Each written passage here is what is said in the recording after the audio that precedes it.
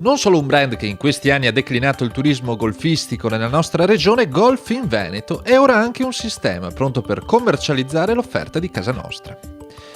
In occasione di IGTM, International Golf Travel Market, che in queste ore si è svolto a Cernobbio, Golf in Veneto si è presentato agli operatori turistici di tutto il mondo, forte del premio vinto lo scorso anno come miglior nuova destinazione internazionale del golf, come ci spiega Alessandro Martini, project leader di Golf in Veneto. Nel 2013 siamo stati riconosciuti dalla IACTO quale Undiscovered Golf Destination of the Year. Golf in Veneto è un grande turismo, lo diciamo forti della quantità di golf club, di circoli golfistici, lo diciamo forti di una maturazione che sta avvenendo tra l'offerta turistica, quindi tra gli operatori turistici, gli albergatori, e da questa simbiosi con i circoli noi crediamo che siano maturi i tempi per una nuova proposta commerciale di Golf in Veneto.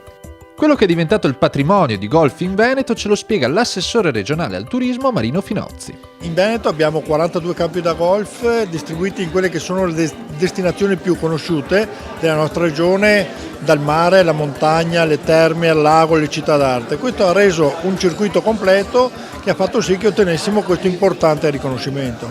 Enogastronomia e cultura sono i due elementi che maggiormente incentivano un turista a scegliere il Veneto per le proprie vacanze, e il golf è la cosiddetta ciliegina sulla torta. Golf in Veneto punta a creare una nuova offerta turistica per scoprire 12 mesi all'anno davvero ogni angolo del Veneto.